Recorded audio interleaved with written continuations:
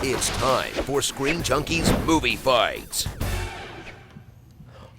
What up, everybody? You are watching #Movie Fights Live. Welcome to the party. And I gotta say hello to all of my friends in #Owl Nation. Hoot, hoot, Percival in the house. I hope you like your movie fights with a twist. Because we're gonna get Shyamalan today. It's all M Night all the time, at least for the next hour or so. Let's meet our combatants. First, he has quickly won the hearts of America, or at least the people that watch movie fights.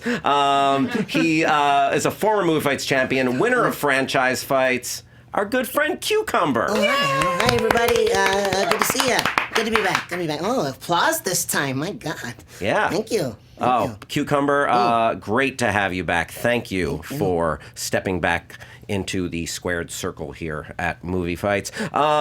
Next up, she is one of the hosts of FX Movie Download, just a great friend of the family. She is a movie mind, a mother, so many splendid things. Sasha Perl-Raver. She is a huge fan of Cucumber, and honestly, I'm shooketh. I am shooketh. Yes. Hi, Cucumber. Hi, Sasha. Cucumber. I'm so happy right now. I know. I love this little love fest. And adding to the love fest, he's got the best hair on the internet, at least at Screen Junkies. Welcome back to the party, Mr. Joe Starr. Thank you for having me. Yes. Joe Starr. Thank you for coming across the hall, writing probably a top secret honest trailer, something that we can't know until it drops, and for favoring us with your presence. And Sasha, if it gets weird between Cucumber and I, and you know what I mean when I say weird, just let it happen. I will. Yeah, I mean, I've agreed. If it gets weird between any of you guys and Cucumber, I'll just sit back and watch. We're all friends here. On that note, let's say hi to the Dan Cam. Dan Murrell, Danielle Radford, what's going on, you guys? Nothing. How you doing? Pretty good. Dan, you're going to be holding down on the facts. Do you have your fingers warmed up to search some Shyamalan facts? I am so ready to search anything M Night Shyamalan related, and I'm even more ready for the onslaught of people asking why I liked Glass, because apparently the critics didn't like it, and I liked it. Ooh. I liked it. That's what I like about you, Dan. You march to your own drummer. I say the critics like I'm not. I am also a critic. A lot of the other critics didn't like Glass, and I like Glass. Yeah, see, I mean, I just believe what the critics tell me. You watch a movie and form your own opinion. That's true. It's a novel concept. Yes, right? Especially nowadays, for real. Exactly. And our friend Danielle Radford, who's just going to be chiming in and delighting us all movie fights long, but also she's the voice of the people. I am the voice of the people. So for those of you who don't know, we do have a poll that runs on the YouTube. The poll options will go up once all of the fighters have presented their initial arguments, because we want to keep this about the arguments. If you want to find the poll, click up in the iCard. If you're looking for more if you're looking for more details or have any questions, click down in the description box below, or you can find us in the chat. I will also be checking the #Movie Fights Live. A lot of people, you guys come in with some great alternate answers, some really, really funny memes, all those things, and so I like to highlight. So if you comment on the Movie Fights Live #, I might pick yours. Isn't that delightful? Danielle, I thank ye. Thank you, sir. All right, so again, how this works, there are going to be 3 regular round questions, then we're going to go into the speed round, and whoever emerges from that with 4 points will walk out of here our champion. Will it be a human? Will it be a felted friend? I do not know. So, and after the first 3 rounds, top 2 scorers go into the speed round, and you could be down 3-0 and make a furious comeback in the speed round. It can happen. Y'all ready for this? JTE, drop that sick-ass package. Here, die. Ladies and gentlemen, No. It's main event time.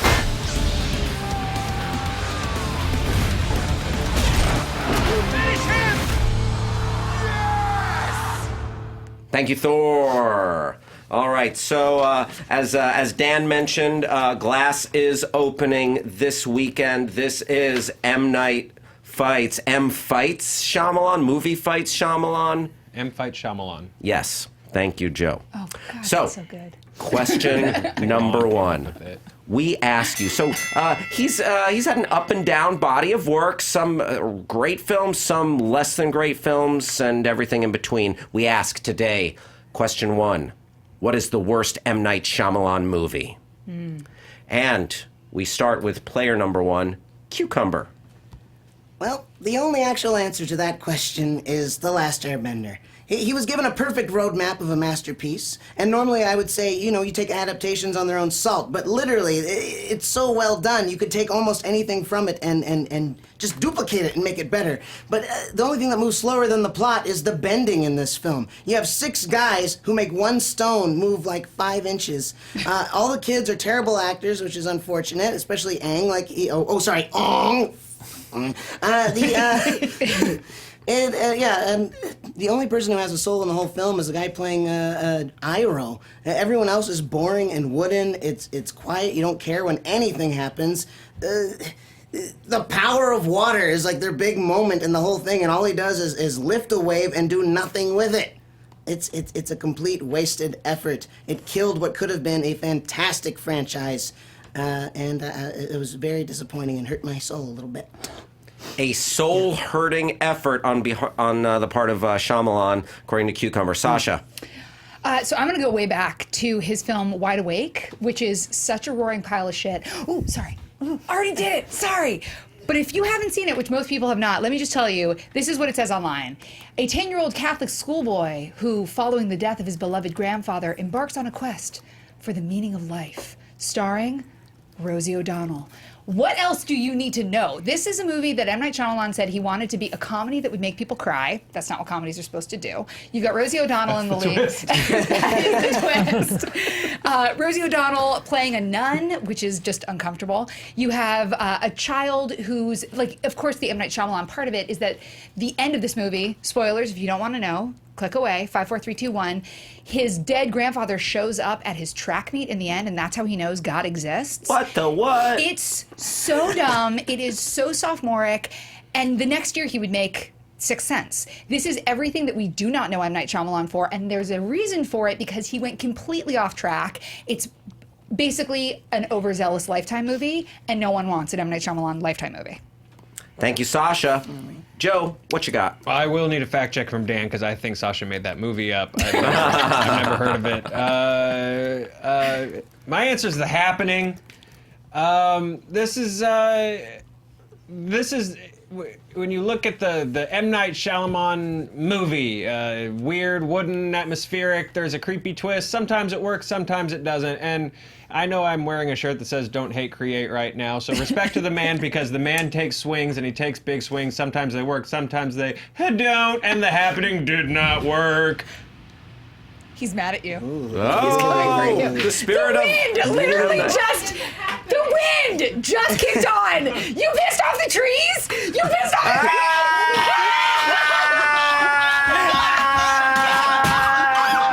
trees? Send help! Hoot hoot! Save! I'm gonna save Percival.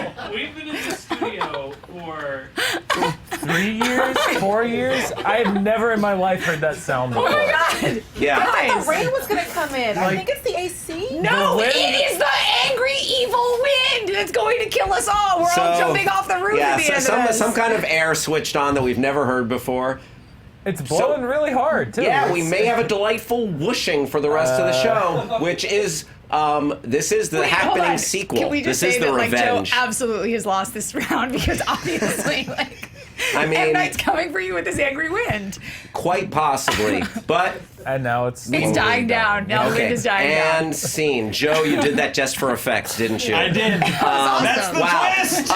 Okay, time. Point, Joe. No, I'm kidding. Joe, continue, please. Okay, so yeah, pick it up from wherever. There are elements that I think make an M. Night movie, and for some his movies and for some of his actors, you shake up that bag and it works and it lands. Unbreakable, it works and it lands. Sixth Sense works and it lands. No matter how clunky the dialogue, no matter how not human any of the human characters seem to be. But for The Happening, those pieces absolutely don't fit together. There's no rhyme or reason. You have this weird wide-eyed performance from Mark Wahlberg. You have this weird wide-eyed performance from Zooey Deschanel. You have these suicide scenes that are meant to really invoke the sense of dread, but they just get ridiculous. Like in no world should a guy just sitting on the ground and like cutting himself open with a bottle make me laugh, but somehow The Happening accomplishes that. You have the infamous third act thing with the cabin and the old lady and what? No, which is a meme in itself, and then the twist that is, the wind got angry at us. It's The Happening. Okay, well, the twist, the wind got angry at us. Oh my God! Speaking of Shyamalan twists, this question has a twist. Oh no! I was afraid of this. I was literally afraid of this. Your answers will remain the same, but the question is now, what is the best M. Night Shyamalan movie? You son of a bitch!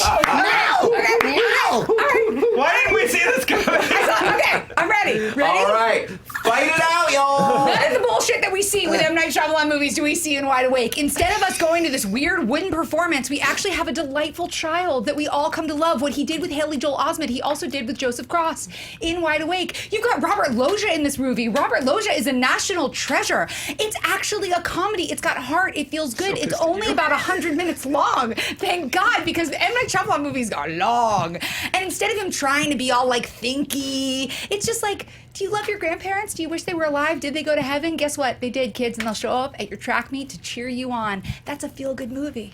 The strength of one of the big strengths of M. Night Shyamalan is that he doesn't just twist movies and plot, but he subverts expectations. The expectation that Unbreakable and Glass were supposed to be these big superhero movies, as we now modernly define superhero movies. He subverts that, and I think with The Happening, the big thing that he subverts is the idea that the picture and what's happening on screen is the only part of a movie, because The Happening actually does really work well, go with me, as an audio drama, as like an old school, weird, Hitchcocky, I'm listening to it and it's all spooky on the radio, War of the Worlds radio drama. The picture almost detracts from it, but when you just have the audio, when you just have that creepy atmosphere and score, and it leaves it up to your imagination, when all these weird suicide-y things are happening, it's actually a really effective, scary, spooky movie. So it's a great movie if you don't watch it. That's what you're saying. Yes. Well, let me tell you about why Last Airbender is so great. They put a lot of heart and soul into the production design of this film. They've defined all of the continents in there, all the nations: Earth, Fire, Wind, and Water. Very well defined visually. You got lots of representation of different races and different types of folks within the film, including our heroes and our anti-heroes and that sort of thing. You have a complicated baddish guy in Uncle Iroh, who really all he is loyal to his nephew. So you have some sweet relationships buried in this otherwise fairly simple Cucumber, plot. I feel Yes, like sir. you are describing the roadmap that was handed to M. Night Shyamalan, but you're not necessarily describing the drive that he took using that map. He made the dragon talk. That was different. Why the heck not? That was pretty dope. Show him power water. Gotta go. Whoosh. I think there's just something so inherently likable that makes you really want to root for Mark Wahlberg in life and on the screen. I'm actually sweating because that was such a bad line. that was Does it cause you physical pain to say these things? yeah, seriously. Oh boy. I'm falling apart like Elijah. They called me Mr. Glass. This is also a really cool performance from Zooey Deschanel before she was locked into New Girl, Manic Pixie Dream Girl status. This is when she was still allowed to sort of like play different characters and stuff like that. So there's something different with Zoe. John Leguizamo actually offers up a really, really great supporting role in this movie. He's someone who can take Shyamalan dialogue and, much like Bruce Willis, really knock it out of the park and make it work. So you're saying that you like the idea of Mark Wahlberg as a scientist? Absolutely. You find that believable? Yeah, no, absolutely. Look, Mark Wahlberg, as a robotics inventor, made billions of dollars across the globe. So I think Mark Wahlberg, as any kind of science enthusiast, I'm there. I'm going with it. Sure, absolutely. Whether Cade Yeager or Mark Wahlberg in The Happening, sign me up. Well, for me, I feel like when you take such a sweet story about a young boy, it's something that we hadn't seen from M. Night Shyamalan. We didn't really know what to expect from him yet. You talk about subverting expectations. He really subverted expectations because he would go on from this to make The Sixth Sense. Well, I would argue there were no expectations to subvert yet at this point in M. Night That's exactly what I'm Shyamalan's career. saying. Like, it's so impressive that he could do these two things, that he could do a beautiful story about a child and his grandfather and also do something about a child who sees dead people. That's amazing. That's breadth of knowledge. That's real I don't know. creative. I just think that the only kind thing you can say about Wide Awake is that it came out in a time where there was no internet, because that really seems like it was his Book of Henry, and we see what Book of Henry did to Colin Trevorrow. It tanked his career. I think if we had been staring with laser focus at up and coming directors and stuff at the time Then we might when not have Wide had Awake The comes out, Happening? we would not have had a great movie like The Happening happen. And that would have been tragic. And I feel like with The Last Airbender, we can all say that that's a film that had so much potential that it just didn't reach. And I think that with this movie, he started his career in a really small way so that he could grow and make things like Glass, like Split, like Sixth Sense. But you have to first be able to work with actors and get believable performances. And getting a believable performance out of a child is incredibly difficult. He did a great job with Joseph Cross. But he did that a lot with Airbender, too. That was all children. But it started with Wide Awake. But I would like to hear from Cucumber just more things he really loved about Airbender. Me too. Just some of the things you think about late at night. Certainly. Oh man, let's just talk about Appa and his adorable apple cheeks that are real big in this movie. You got some flying lemur bat because they decided to add bat to it because people can't figure out wings. Let's see, they got some wonderful, beautiful. Well, honestly, costuming was really good. All right, you three. You know what? We've heard a lot of good stuff about what are potentially M. Night Shyamalan's best films. Let's shift gears to final thoughts. Cucumber, lay it on us. Your final thoughts on why Last Airbender is the best of M. Night. Last Airbender brought a new fantasy world to cinema. It hadn't been seen before, and it's really hard for fantasy to do well in theaters, and I feel like it had an expansive world that you could continue to build upon. It was beautiful to look at. It had a lot to do with connecting to your spiritual side and finding ways other than fighting, which is an important lesson, I think, in any good heroic story, right? Yeah. Thank you, Cucumber. Sasha, Wide Awake. Everything that you've talked about starts in Wide Awake. You have this sense of spirituality, these beautiful connections among family. We don't have to worry about like jumps and starts and scares because what is important in this movie is the heart. And we have a beautiful story, well told. Again, Robert Loggia. And it deals with epilepsy. And there are not a lot of movies that deal with epilepsy. Oh, just this and Incredibles 2, really. I feel like that is important and something that we should see more of. And truly, Rosie O'Donnell should be given more opportunities to play nuns. Okay. Thank you, Sasha. First time I've heard that. Joe. First, I want to note that Cucumber has sort of a smoky Demi Moore thing going right now, and it's working. It's working. Thanks, baby. Yeah. It is absolutely working. Hal, this is the conundrum I want to present to you. Please. Tommy Wiseau created The Room to be a drama in the spirit of Tennessee Williams. He obviously did not necessarily deliver on that promise, and yet The Room is a masterpiece of bizarre choices, very entertaining performances. Did it hit the bullseye that it was aiming for? No, but hit this bullseye over here, and a bullseye is a bullseye, and I think The Happening falls within that same genre.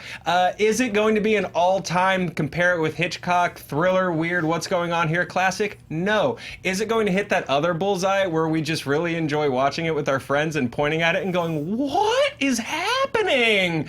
Yes, it does. And for that reason, The Happening is M. Night Shyamalan's best movie.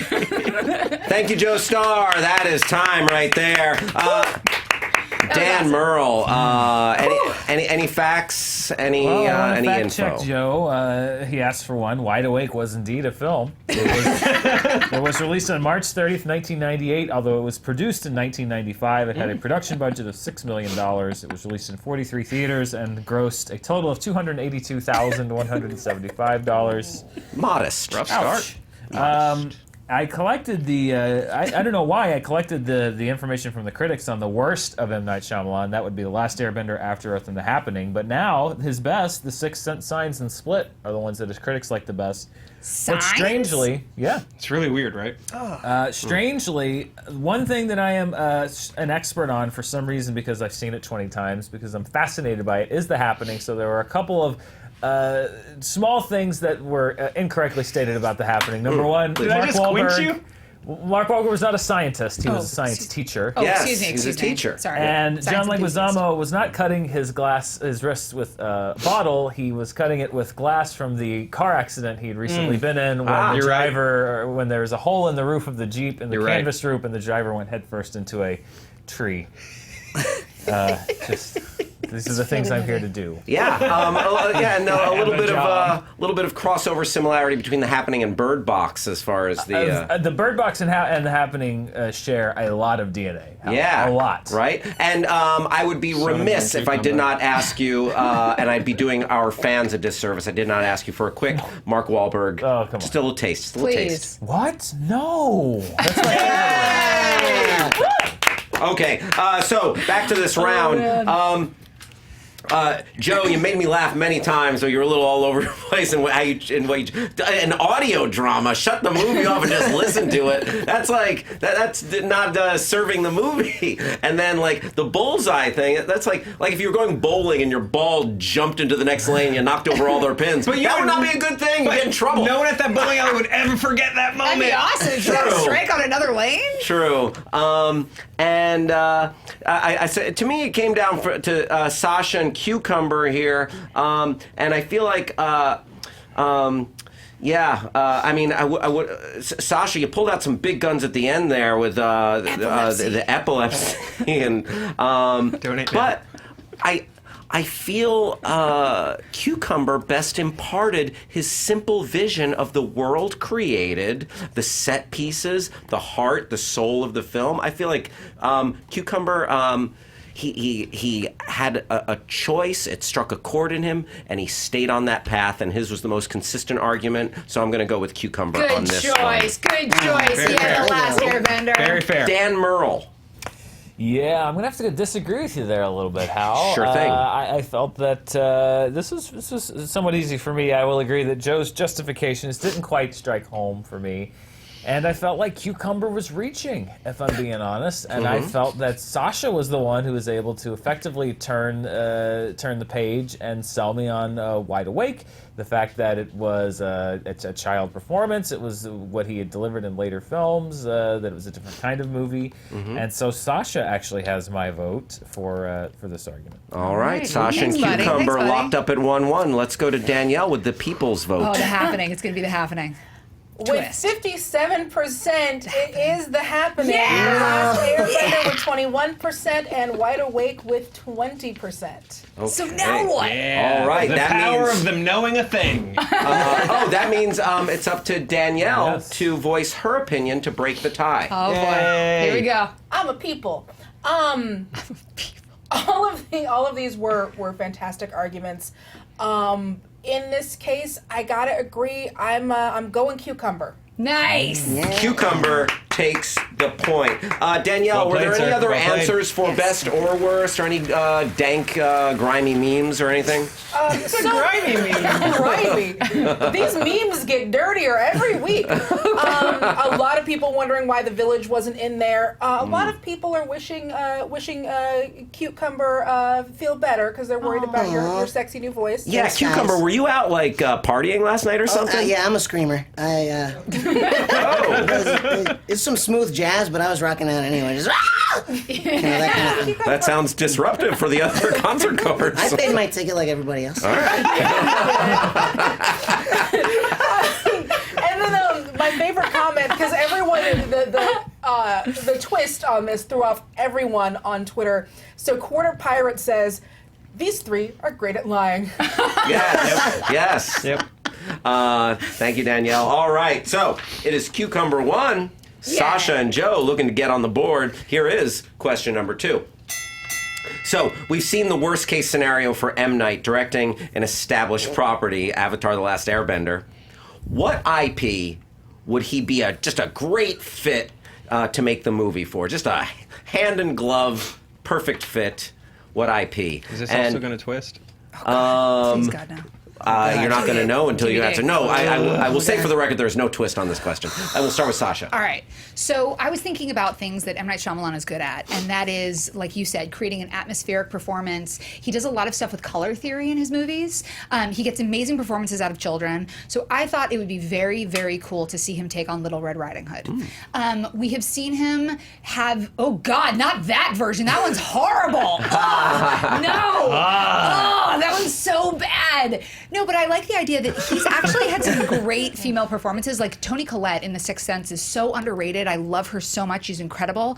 And I would really like to see what he did if he took on something that would have elements of The Village, that could have hints of Lady in the Water, but also brings in this child thing that he does so well, that he did in Wide Awake, that he did in The Sixth Sense.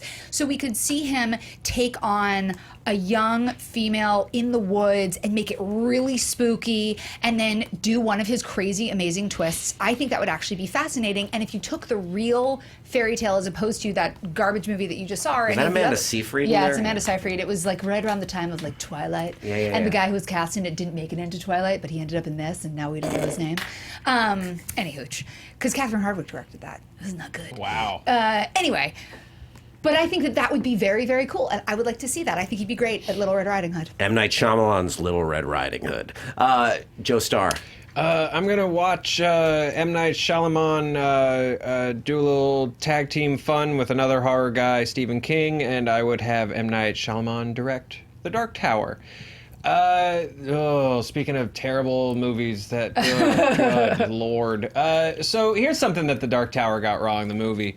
It was, aside from everything, it was literal. Everything was so literal. Like, there's an actual tower. There's like an actual controller of that runs the, like there was no magic or mystique behind it. And the Dark Tower series is all mood. It is all atmosphere. It is broken people dealing with a sort of a suggested doom and scourge, if you will. Like, it very rarely shows its face. In fact, I think some of the points in which the books fall apart is when the manifestation of the bad guy shows its face. But when it's just what's going on, this is spooky, this is weird, it really works. And that's also where M. Night Shyamalan just absolutely shines. Those are all tools in his toolkit.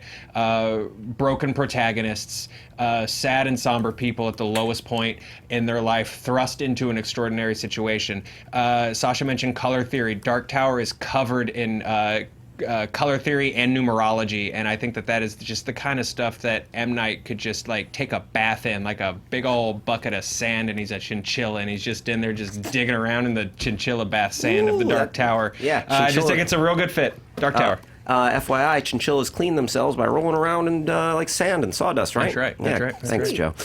Cucumber, what do you got? I'm going with The Island. Because, it was a fun idea. It was a good concept. But then Michael Bay decided to blow the shit out of everything. So I don't know if I can say that. But he did. It's like, so imagine it.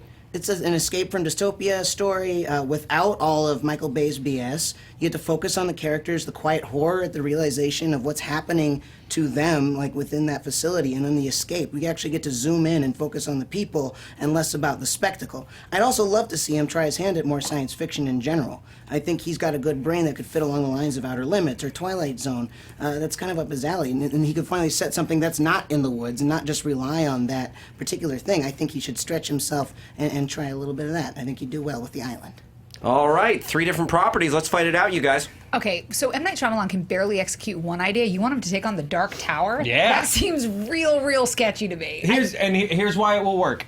Because take a look at Lady in the Water, which is just concept after concept after concept after concept after concept. But then look at Dark Tower. It's the same thing. It's the same crazy mishmash. Stephen King even puts himself, spoiler alerts for a very old book series, Stephen King actually inserts himself into the story as a character. Oh, no. We don't that's want the M. Night stuff Shyamalan. M. Night's No, we dreams don't are need made cameos. of. No, That's M. Night his Shyamalan's wheelhouse. bad. What we want is exactly what you're talking about, like lurking in the woods. Lurking danger is what M. Night Shyamalan is great at. And that's what Little Red Riding Hood is. Like, if you take it where we don't know, you talk about a broken character at their very bottom, their grandmother has been eaten alive. They don't know. They walk into carnage. They're alone in the woods. They're trapped. It's singular. It could be so creepy, so atmospheric. You take all the stuff before we actually saw the thing that they had come for in Signs, which is so dumb. You could see all of that mystery. You could have all that terror and put a child into it. He's great about kids in peril. You put a kid in the woods alone. That's a movie that I think he could absolutely execute. It makes perfect sense. Sci-fi is not his wheelhouse.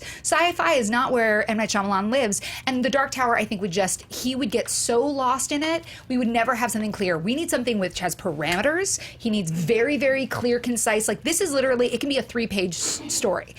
There's a girl. She's in the woods. Grandma's dead. Here's a big bad wolf.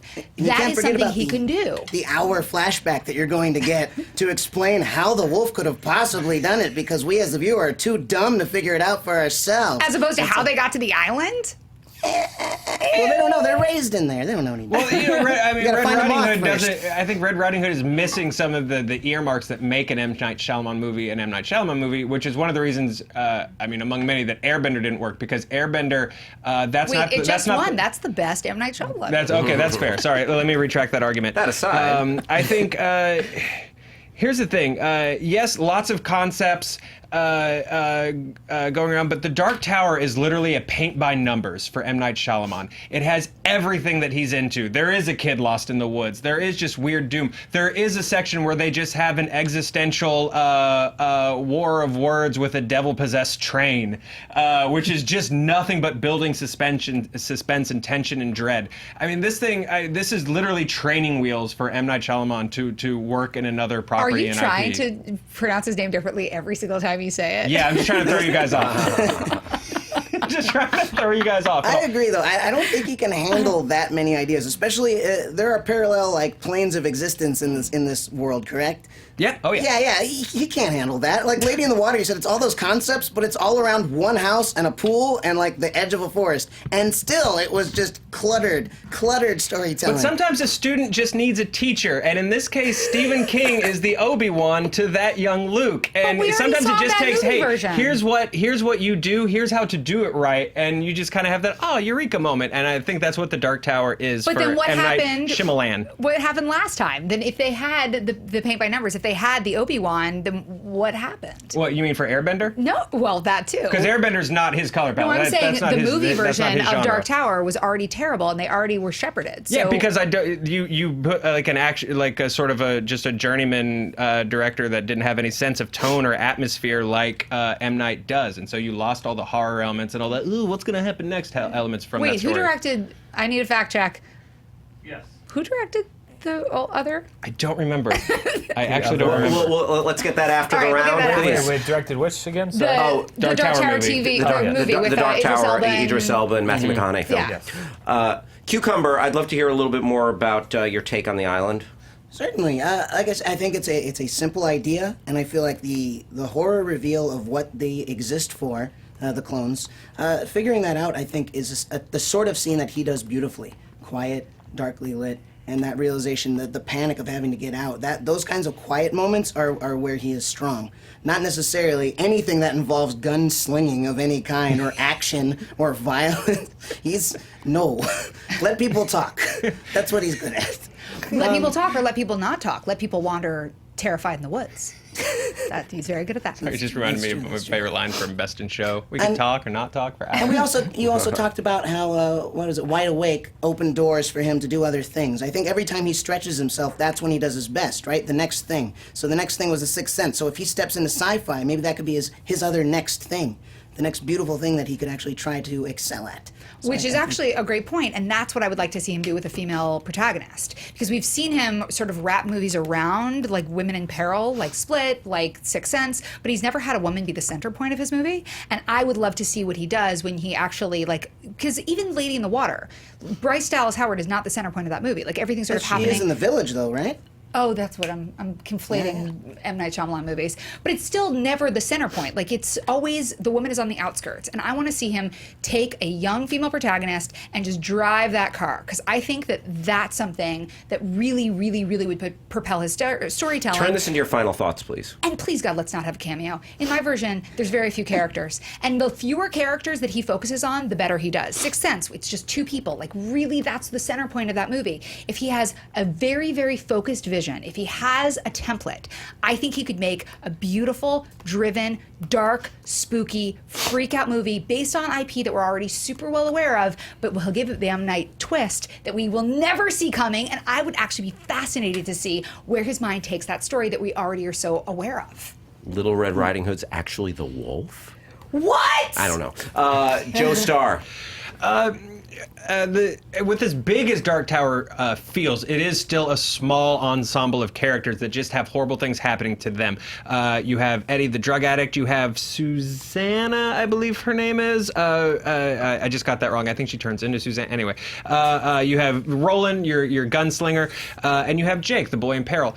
And really, in those books, there's again like that movie that came out is a bad template because it's not an action story. There aren't a lot of massive like jaw-dropping scenes of gunslinging and stuff like that. You hear stories and flashback and tales of the glory days when Roland was sort of this King Arthur. But really, it's just playing in all these confusing lore sandboxes. And this is a case where I think M. Night just throwing a bunch of weird crap into a pile and seeing what sticks works, because that's what the Dark Tower is. That's almost the appeal of the Dark Tower, where it's like journey by journey. It's like, what's this random thing? I don't know. What's this random thing? I don't know. That's part of the appeal to it, to its fans. So I think that honestly works for him, and I want to see how he would push like the numerology that Stephen King wrapped everything around, and I would even be interested in. You have Stephen King as a character inside the books. Part of the storyline of the books is Stephen King. His realities are collapsing basically because he, after his accident, got really into. He was screwing up his own stuff. He had to finish his own story. That's part of Roland's journey. How does then an equally egomaniacal creator like M. Night also insert himself into that? I would honestly be fascinated to see that, like the adaptation on top of the meta of the novel. Whoa, we just got meta on top of meta. Thank you, Joe. Cucumber. Once again, I think that M. Night has a particular talent for making us feel the dread of his characters. And I feel like dread is something that hangs heavy in the story of the island. These people realizing now that they're not even people anymore. They're property. They are harvested organs. They are surrogate child givers. They're not... it's a terrible way to claw your way out of when you don't know what the actual world is. And you realize that the escape is all you have. You don't know what you're going to be on the other side. And I think that those kinds of thoughts are the things that he does very, very well. And I'd love to see him do it. I still think that he should stretch into sci-fi. It might not be his wheelhouse, but I think we all like it better when he tries something new. Thank you, Cucumber, and that is time. Dan Murrell, please talk to us about facts, and then go ahead and tell us your thoughts on this question. Sure. The Dark Tower is directed by Nikolai Arcel. Oh yeah, Nikolai. Yeah. Red Riding Hood came out in 2011. It was directed by Catherine Hardwicke and written by David Leslie Johnson McGoldrick, who would go on to write many things, including The Walking Dead and Aquaman, and wrote many things before that. And you're right, Sasha. Toni Collette was great in The Sixth Sense. As a matter of fact, Toni Collette was nominated for an Oscar for The Sixth Sense, much like she should be nominated for an Oscar for Hereditary. There it is. Hashtag an Oscar for Toni with an I. Respect the spelling. Yay! It all comes around.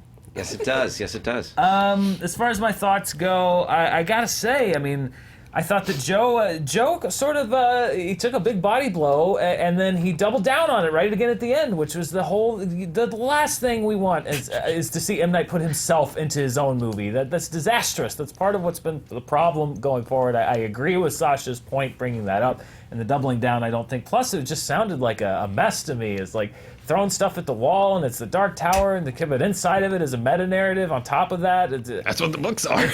Yes, but it just sounded, it did not sound like the best fit or the best film for me. Fair. But it was between Cucumber and Sasha, and again, I liked Sasha's strategy there. I liked the fact that she was going for something that was very simple, that was very atmospheric, that didn't leave a lot of room for overcomplication, that was just a very straightforward story with Red Riding Hood, and so that's what I'm going to go for. My vote goes to Sasha.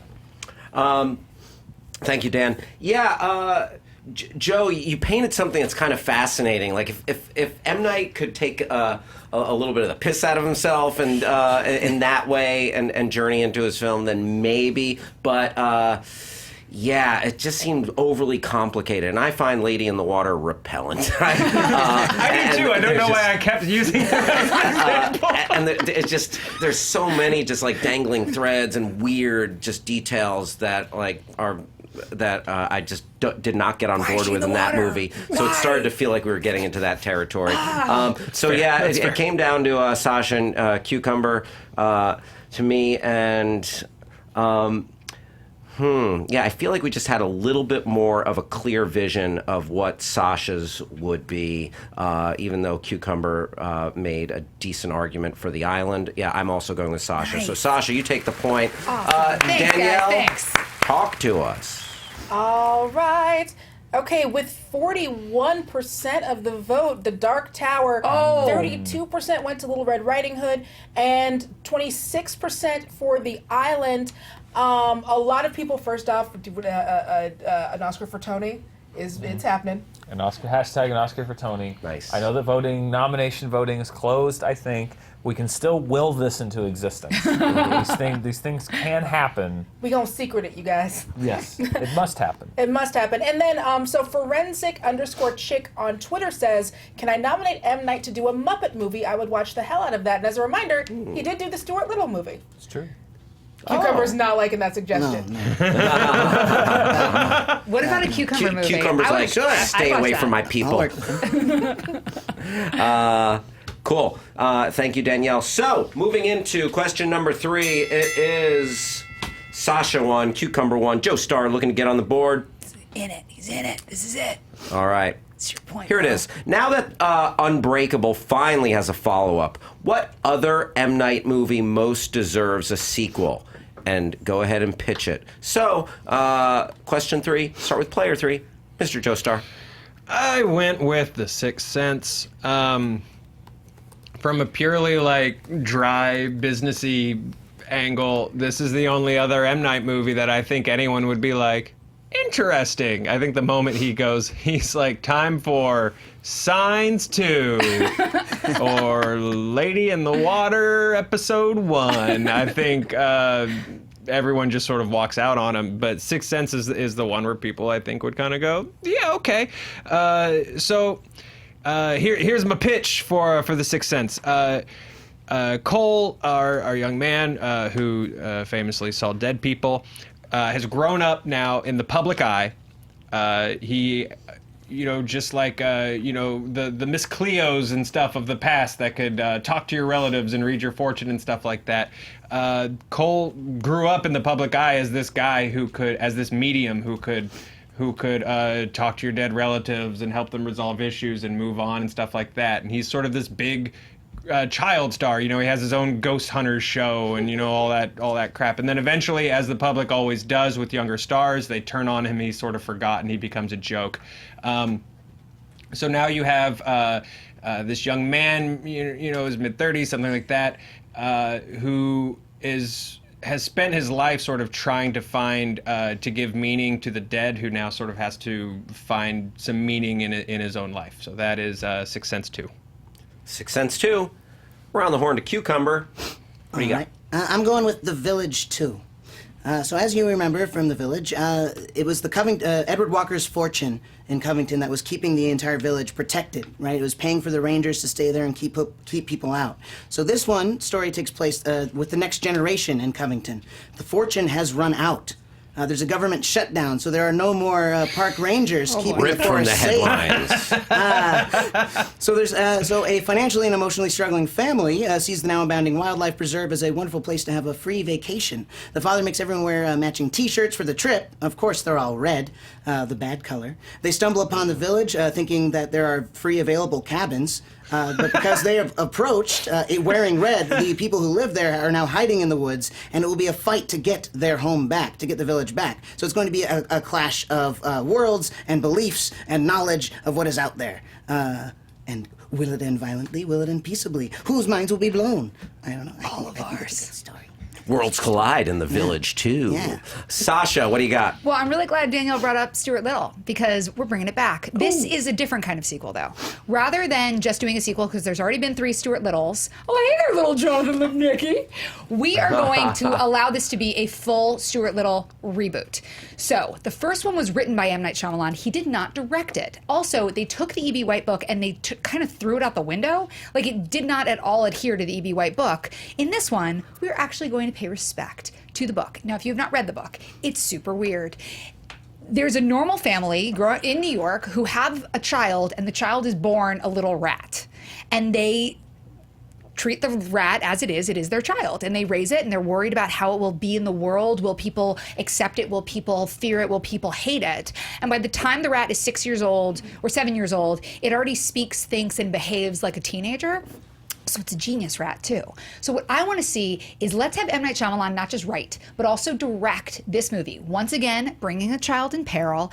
And let's not do the Jonathan Lipnicki, Gina Davis version. Let's do the dark, creepy, what the hell is happening Stuart Little version that actually, because most children's stories are super weird and upsetting. And we glossed over that with the first one. Here's an opportunity to take that. What would happen if there was a rat in New York that was trying to live peaceably, live its life, and people were always out to kill it? He's being hunted by the cat. There's a half-dead bird that they find on the windowsill that's his one true friend, and the cat's always trying to kill the bird. It's dark, it's filled with terror, and I think it would be awesome. Give me a new Stuart Little. Dark, creepy Stuart Little. All right, let's fight it out. I like an M. Night story that just has a big, weird, esoteric, philosophical question. And I think if solving the problems of dead people doesn't give my life any joy, then what's the point in doing it? Is like a big, fun, weird philosophical question for M. Night to sort of explore and wrap his head around. And I think the sort of paranormal in pop culture has now evolved so much. You know, again, you have these aforementioned weird ghost hunter shows. You have Ghost Adventures, which is just literally all these like Dane Cookie kind of like ghost bros that just go into houses and they're like, "Hey, you killed somebody with an axe? Don't axe at me, bro! Don't axe at me!" And so, you know, not to sound like my father, Hal, but like people just don't respect the world of the paranormal anymore, and that is the world that this kid that had an actual link to it has grown up in. And I just think that's a really cool, interesting world to explore. This guy actually trying to use his talents to in communicating and communing with the dead to sort of pull his life back together. Okay, honestly, if you had said Toni Collette's dead, something happened with Donnie Wahlberg, and now he's trying to reconnect with his mother, and there's like some dark thing that happened with his mother, that's a movie I would actually really like to watch. But you just invoked Dane Cook and said at the top, this is just a very businessy idea. Oh, negatively. Sixth Sense is already a really good movie. We don't need another version of that. And The Village, I feel like what you pitched, Cucumber, is more of an action movie than it is an actual M. Night Shyamalan movie. Oh, that's not at all what I was picturing. Well, you see, that's what it sounded like. For the people, the visiting family, it's a cabin in the woods horror film. There's these creepy people in pilgrim type attire. trying to break in and scare them away from the home. For the people who are living in the village, they're being attacked by these monsters they've been told about their entire lives. So it's them literally facing their demons while the other people think they're the enemy. Well, but there is no enemy. what if you've always been seen as the enemy? What if you are a rat that has always been hated? What if you have always been reviled and you finally go out into the world where there are monsters that are 100 feet tall, because that's how big humans must look to rats, and they all want to kill you? What about that? That's actually an incredibly dark, beautiful movie that could tell a story, and not like in your home, the one place that you should feel safe, something stalks you night and day, this creepy white cat. That is a truly great movie that could bring chills, could bring thrills, and could ask big questions and teach us life lessons. And it's ripe for a cameo by Samuel L. Jackson. I just think an issue I have, you sort of mentioned creepy children's stories and movies, and I think everyone at this table grew up on some really, really bizarre children's stuff, and it ruined all of us. And I don't, none of us are okay, and I don't want to, a lot of our friends have, Sasha, I don't want your daughter to watch this weird rat She's movie. already seen Eyes Wide Shut and The Shining. Oh my goodness. It wasn't me, it was her dad. Always blaming the man. I walk in and I'm like, you're showing her The Shining? Are you kidding me? Anyway, she's fine so far. 10 months old, but so far. And your Sixth Sense too, Joe, sounds a lot more like a workplace comedy, the way you're framing it. Because it's like, at this point, the ghosts are no longer scary. Like, he's got that down pat. So it's just going to be him all depressed at work every day. Yours is also, it reminded me of another film, Tucker and Dale versus Evil, which is a very underrated comedy. And all of you should go see it. Regardless of the outcome of this round. It's fantastic. I will just be talking about Tucker Dale versus Evil from here on out for the remainder of the round. Which is another sort of, mistaken identity. We're all sort of going at each other, and a man falls into a wood chipper, and Alan Tudyk has a great reaction. Hilarious. But it's super fun. It's hilarious. Yeah, I guess you could point at this and sort of frame it as a workplace comedy, but you could also sort of look at the original and just frame it as child walks around with sad man for an hour and a half. You can always sort of like poke and prod at this stuff. I'm always interested in the idea of whether it's Cole from The Sixth Sense or whether it's the Three Ninjas from Three Ninjas.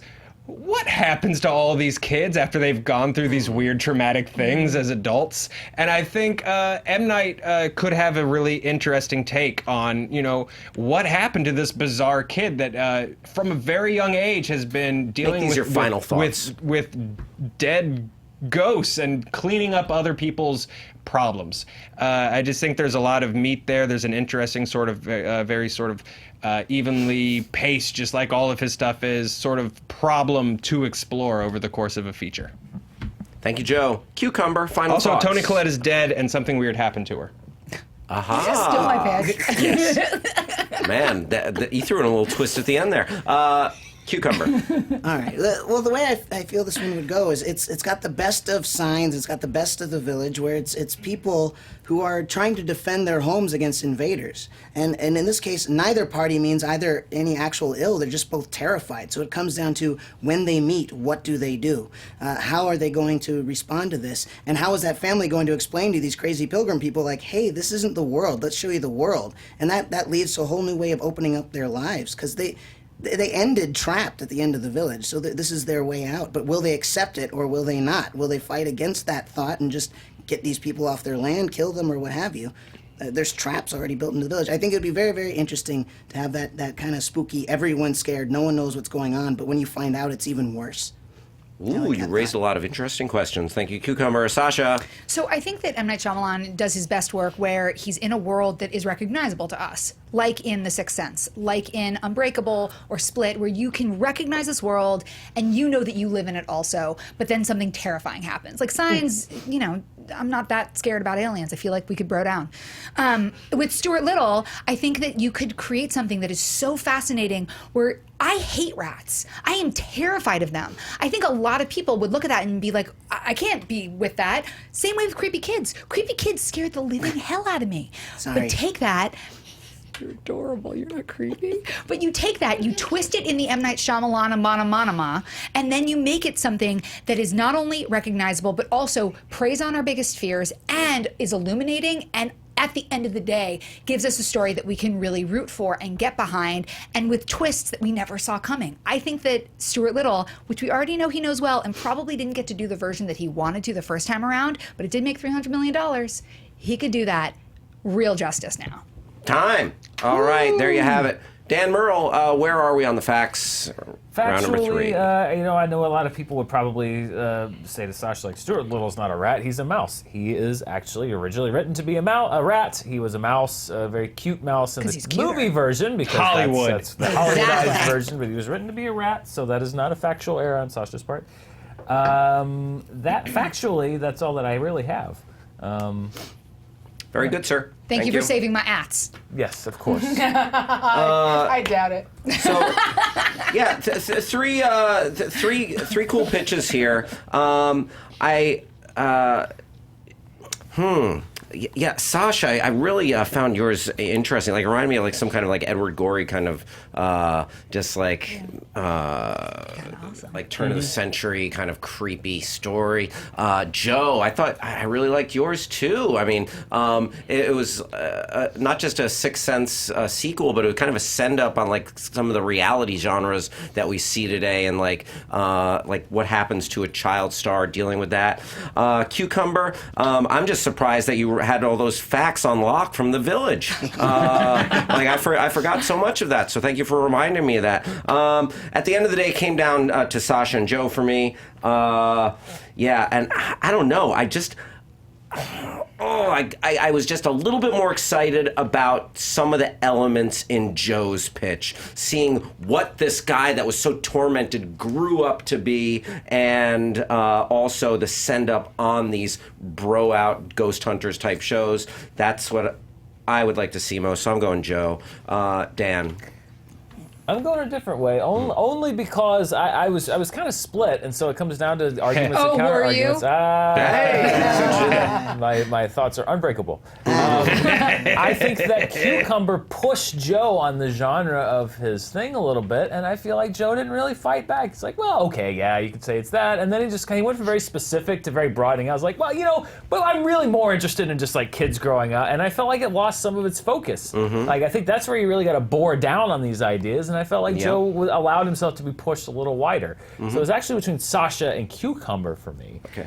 And I actually feel like, I mean, M. Night got one bite at the apple with Stuart Little already, and to reboot for me, I don't know, that wasn't as appealing as I liked the idea of advancing where the village went, the fact that it is this kind of survival, you're bringing in new blood, but at the same time you're bringing in these older characters to clash with them.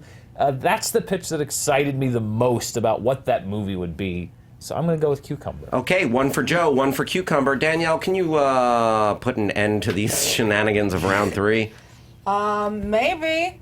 Yeah, girl. Let's see. All right, with 48% of the vote, we have Sixth Sense 2. With 36% of the vote, The Village 2. 15% of the vote for Stuart Little 2. So there we go. Joe! All right. The power of people recognizing the Two thing. things I will mention. The chat is like, there is one dude that keeps being like, it's a reboot, it's not a sequel. I see you, dude, I promise. I like to wait until to bring up points like that and not call someone out in the middle of their argument, because that's not nice. Yeah, I like to let them have their argument before we make those small points. Secondly, Mark, you don't have a last name in the chat, and you didn't say this on Twitter, and I wish you had.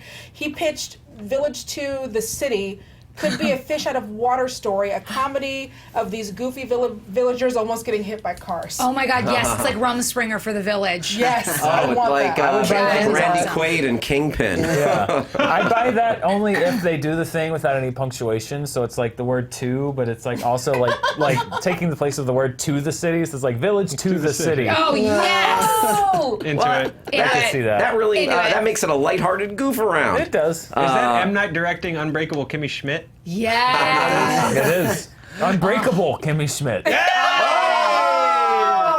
You guys. It was there all along. Twist on twist on twist on twist got some twists. Here's a twist. We're all tied up 3-3. Isn't that right, Percival? Hoot, hoot. Okay, let's go to the tiebreak. So the tiebreak works thusly. The breaker. I'm going to ask you the question. Call out your answers. Then it works kind of like the speed round where we'll hear in the order that you answered. You'll each get 20 seconds to elaborate, and then we'll go back in the same order, and you'll get 10-second rebuttals. Y'all ready for this? Sure. Let's do it. Is it also about M Night Shyamalan? You're about to find out. Twist is at Spielberg. That'd be awesome. What 2018 film would have been most improved if you replaced the director with M. Night Shyamalan? A Quiet Place. All right. Ooh. Quiet Place. From Sasha. Yeah. Waiting on Cucumber and Joe. Please, somebody say Roma. The Predator. The Predator. Avengers Infinity War. Okay, lose the Russo brothers. Swapping Shyamalan. Okay, so we have A Quiet Place from Sasha, The Predator from Joe, and Avengers Infinity Wars from Cucumber. Sasha, 20 seconds begin as soon as you speak. A Quiet Place is everything we know and love about M. Night Shyamalan. Place in the Woods, Children in Peril, people like unseen monsters, but it was directed by the guy who previously had only done The Hollers and just didn't bring a real horror sensibility. I literally laughed multiple times out loud watching that movie. I kept thinking, if somebody farts, they die. Why didn't they just live behind the waterfall? There were too many questions left unanswered, and I feel like M. Night Shyamalan could have really taken that. Joe? I think Krasinski really nailed that movie, and if you're worried about M. Night being able to make a horror movie make you laugh less, his track record says no, you're going to crack up at his version of A Quiet Place. Whereas The Predator, very simple. Guy in forest, guy being hunted by an unseen force. That's all The Predator is. M. Night can pull that off. That's all it needs to be. The Predator was just this big, complicated, dumb box office thing where it just needs to be something very simple.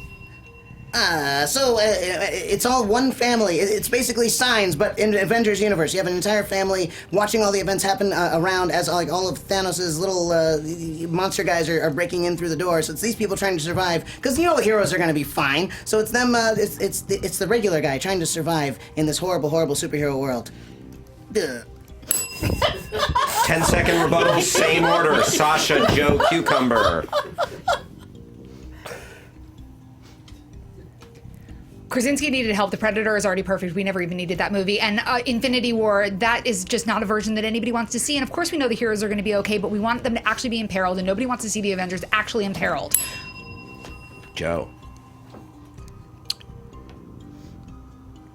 I actually agree with the lack of stakes for the heroes, but you lose that epic punchy punch. That's why I go to the Avengers. That's why I go see that movie. Again, the Predator became this overcomplicated thing that I think M. Night could really nail. Again. Predator is nothing if not a badass, and Shyamalan does not do badass well at all. Like I can't picture him having some awesome like muscle guy like going around slicing people up and ripping out spines under Shyamalan's hand. It would be way too quiet. Can I just get a high five from Cucumber on that, because that was so legit. That was All right. legit. So it's time for us to choose who does not move on. And Danielle, you have your own thoughts and opinions on this one now. I do. So why don't we go ahead and start with Danielle Radford. Who does not move on? Oh, these were all such great and inventive answers. I'm so happy with each and every one of them. For who I would choose not to move on based off of only this round, I'm gonna have to go with Sasha on this one. As much as I loved that, I didn't the farts in the waterfalls and Shyamalan answering that. I don't know if you proved enough that he would actually be able to answer those questions, because sometimes he can't do that in his own movies. All right, so it's one for Sasha. I'm actually going to go with Cucumber on this. Sorry, buddy, but yeah, I mean, you pitched a version of Avengers that really didn't have a lot of the Avengers in it, and like doesn't have a badass, like or he can't do a badass. Thanos is kind of a badass, so yeah, I just didn't get your version of it. So I'm going Cucumber. Dan Murrell. For me, when you're talking about what improving, I think a part of your argument has to be, what does this person bring to the table? And I know that Cucumber's vision was certainly way different than the Avengers, but I thought that he brought a very interesting view of what Shyamalan would have done with it. And I also think Joe did the same with The Predator. And I felt with Sasha, it was more of just here are the things that I didn't like about A Quiet Place, but I didn't feel as much about like what Shyamalan would do for it. So I'm gonna agree with Danielle, and I would actually advance Cucumber and Joe. There you have it, Sasha. Thank you for playing. I'm so happy to not talk about M Night Shyamalan anymore. I'm glad you got to air your Quiet Place grievances. If you fart, you're dead. I don't agree with your Quiet Place grievances. Seriously, but why did they disgusting. not move behind the waterfall? It pissed me off. That should have been the tagline. If you fart, you're die. dead. Yeah. Okay, let's move on to the speed round. The tiebreaker does not count for a point, so Joe's at 1, Cucumber's at 1, and we are going into the speed round. And it works the same as the tiebreak we just did. I'll ask the question. First person to answer gets to elaborate on their answer first. 20 seconds, 10-second rebuttal, 10-second rebuttal. Locked up at 1-1. Here's the first question of the speed round. Best ever performance in any M. Night film. What is it? Bruce Willis, Unbreakable. Sam Jackson in Unbreakable. Okay. Whoa. All right, we have Bruce Willis versus Sam Jackson, same movie, Unbreakable. Joe, you spoke first. 20 seconds begin when you speak now. Bruce Willis in Unbreakable gives us this beautiful range of emotion from this man trying to find his place in the world, and he doesn't do it in these epic, oh, this is so cool, I'm crawling up walls, superhero ways. The ways the reality of what's happening to him hit him are just beautiful and sad. The moment where he nods to his son that he's right, that he could do these things, is so beautifully understated and gorgeously played. It's so subtle. There is a frailty to Sam Jackson that is not seen anywhere else in anything he's ever done. He's always the Banff, but he's never this broken man searching for hope, and he does it so beautifully in this film. And it's the most memorable thing about that movie to me. I don't even think about Willis when I think of that movie. I think about Sam Jackson being so sad. Yeah. Sorry.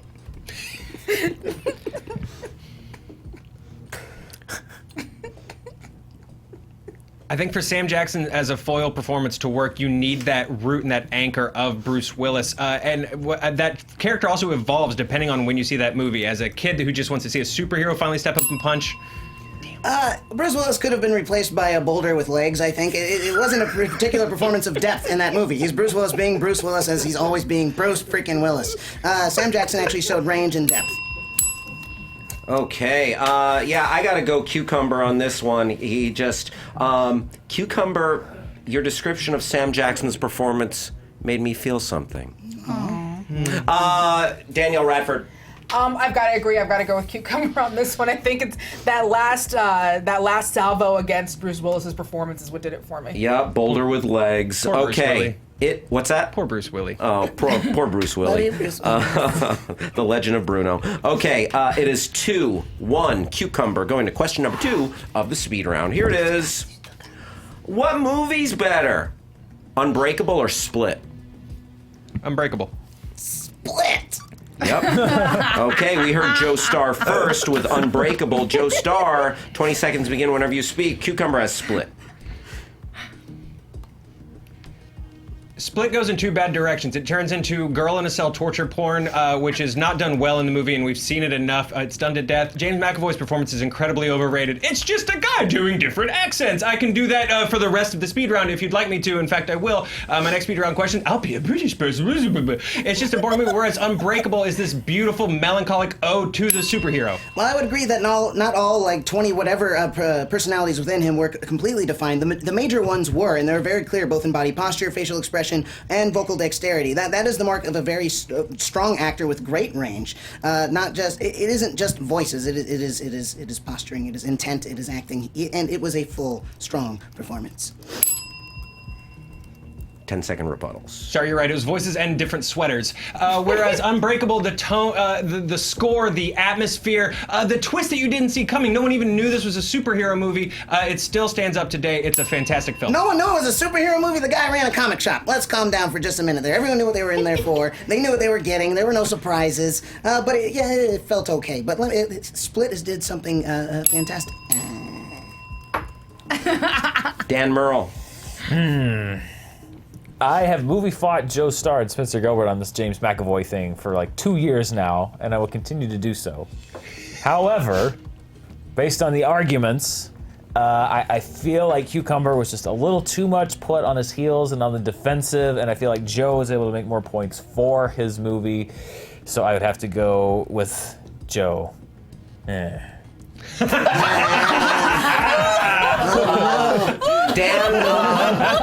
Dan, your thoughts on McAvoy's performance aside, which I actually I side more with you than our friends Joe and Spencer. I agree with everything else you said about Joe putting Cucumber on his heels here and taking the point.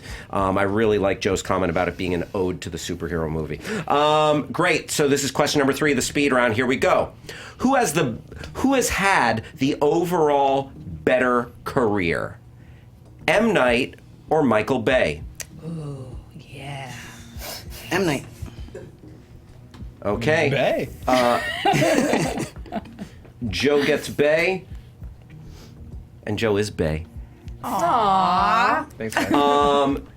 Cucumber, 20 seconds begin for your defense of M. Night whenever you begin speaking. Say what you will about his successes or failures, he can only fail as hard as he does because he actually tries something different every time he tries to make a film. He takes risks, he tells his own stories. He's mostly self-produced now because he wants to tell the stories that he wants to tell. And that can't be said for Michael Bay, who's just a giant commercial explosion machine. There's no thought or heart behind what he does. Yeah.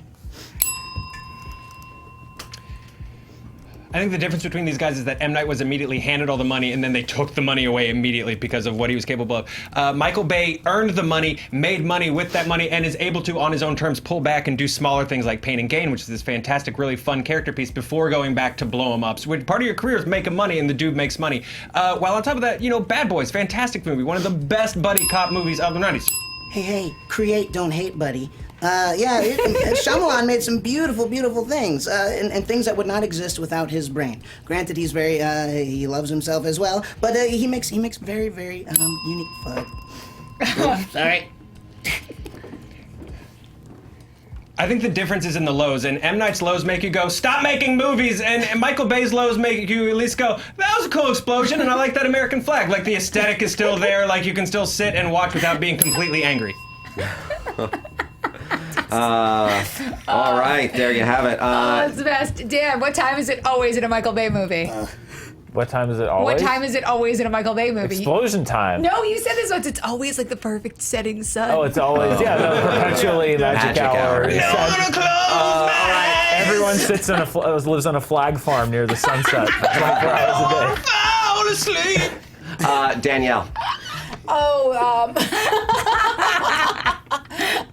Yeah, both fantastic arguments. I gotta go with Joe on this one. Dan? I agree, both fantastic arguments, but Cucumber's opening was so strong, and I think he laid a great bedrock, and Joe was poking holes in it, but I think overall strength of argument, I think Cucumber makes such a compelling case. I'm going to go Cucumber. Real close for me, but I feel like Joe eked it out in the end. So it is Joe 3, Cucumber 2, going to question 4. This is game point. Cucumber, you need this to keep her going. Joe, you take this, you take the day. All right? Oh, boy. What Steven Spielberg film would you most want to see M. Night remake? AI. Goodbye.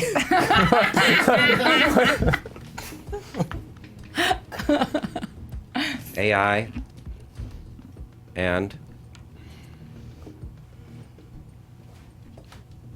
Don't say Joe. Don't say Joe. Do it. Don't say Joe. Don't say what? Nothing. Nothing. The BFG. Ooh. The BFG. It's one of them. All right, we have AI versus the BFG. Cucumber, time begins as soon as you start speaking. Well, Shyamalan already has some great work with children actors, as we said. He's worked with Haley Joel Osment as well, and I think that he would bring to it, though it had a dark tone to begin with, he would make it a little bit darker, and we wouldn't have that blue fairy post scene where everything's all happy-go-lucky, goodbye, waving. God, I hate that scene. Leaving time on the table. Joe? I think the question is, like, which one of these needs to be rebooted? I agree that last scene at the very end of AI it ruins an otherwise very wonderful movie. But if you're just doing this to clip a scene, then who cares? BFG is a Spielberg miss. It deserves some redemption. It's a classic children's story that I think M Night Shyamalan could have a lot of fun with. Again, little kid in peril. Rebuttals. AI, I think, under Shyamalan's eye, could focus so much more on the robots' experience, less on the world at large, and more about the robots as themselves, as people, and focusing mostly on the kid and the experience and all of that feeling.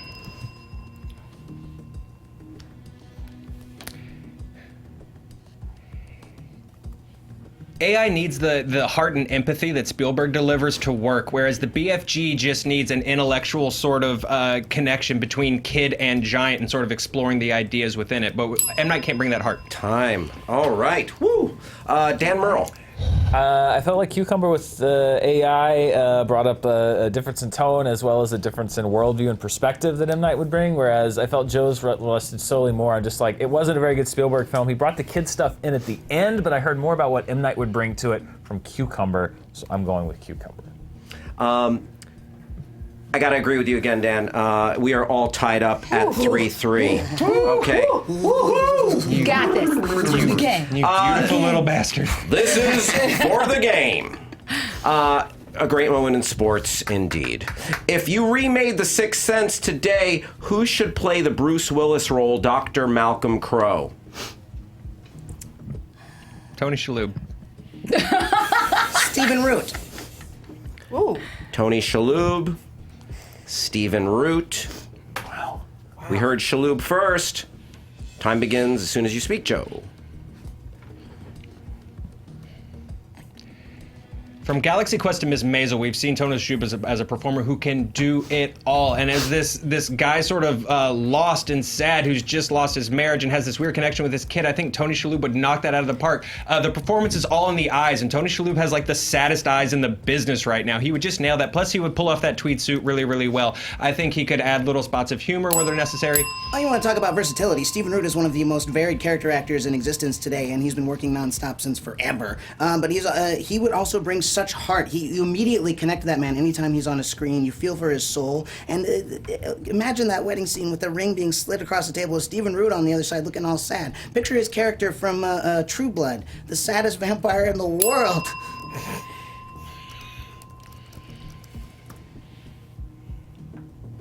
I think part of what works with the twist of Sixth Sense is that when you realize that he is dead, you also realize that you don't actually want him to leave because you've appreciated his journey, you appreciate his connections and the progress that he's made, and I think Tony Shalhoub could really nail that performance. The best thing about Shalhoub's performances are his aloofness, and I think that disconnect is what makes him humorous and funny and fun to watch. But I feel like Stephen Root is always grounded, no matter how ridiculous he's being. And in this case, he wouldn't even be ridiculous. He'd be this beautifully grounded. Woo! All right. Good well fight, guys. fought. Well Good fought. It all fight. comes down to this. Danielle Radford. Oh my goodness, I do. I want to see both of those movies. I think right at the end, Cucumber got me by mentioning Tony Shalhoub's aloofness and the immediate connections that you would get with the Stephen Root, so I'm going with Cucumber. I have to agree with Danielle. Cucumber's just he locked it in at the end. Cucumber, you've taken the day. Wow. Damn. Cucumber. Do that dance one more time.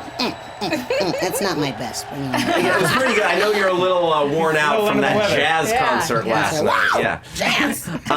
Cucumber, well played. Joe Starr, Well done. amazing work. Good fight, buddy. It was Good such fight, an buddy. entertaining, fun Really fight. good fight. Sasha, great stuff. Cucumber, tell us where we can find you. Plug You some can stuff. find me at Cucumber Lives on Twitter and also at twitch.tv/Perception Studio.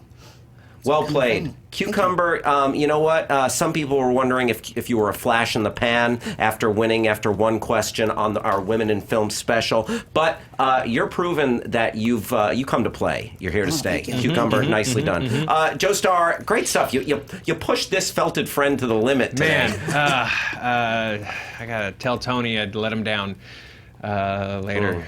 Shaloub's gonna hate me for this. You know what? I want to take a second. I want to echo that because we brought in Cucumber because he's a great improviser, a really funny performer, and it is always a pleasure watching someone get better and better and better at this format. It's a really cool thing to be able to watch, and so just getting to do the show with you and my girl, my friend, Miss Perl-Raver. I always love it when you're here as well. And this was super fun, super good time. Oh, thanks, brother. Good times. Sasha, you always just you enlighten us and you delight us every time you're here. I'm so delighted to have been here with Cucumber. I mean, this was an honor. A privilege. I mean, Joe Starr is the best too. Fine. But like this is kind of like, oh my God! Look at this. Oh. Adorbies. I love it. Tell us where we can find you. You can find me on Twitter and Instagram at Sasha Perl-Raver, and probably at home watching The Shining with my 10-month-old. Heck yeah. Just wait for it, kid. Wait for the blood to come out of the elevator.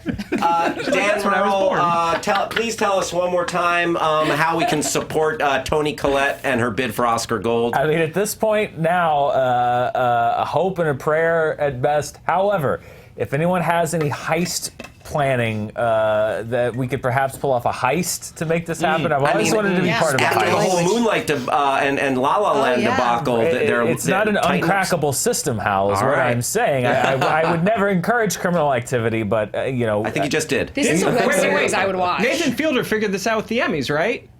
Did he? For Nathan For You? Yeah, he did like a whole video where it's like, here's how you hack the Emmys. Well, I'm just saying that we're in the end game.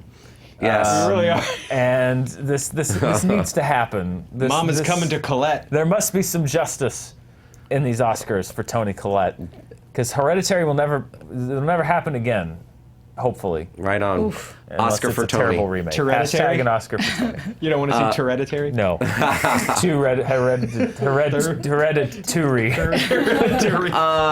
Daniel Radford, thank you for being delightful and a ray of sunshine and a voice of the people. Please go ahead and shout out some stuff.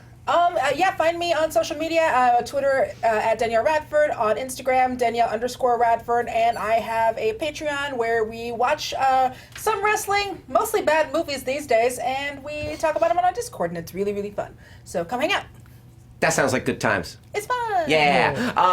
I got to thank you guys for watching. This was super fun. Congrats again, Cucumber. Thank you, JTE. Thank you for Billy Biz for holding it down, making this show happen. And thanks to Owl Nation. Hashtag Gahooligans. Hashtag Percival Power. Hashtag Hoot Hoot. We'll see you next time, Movie Fights. Bye-bye. At Hal Rudnick.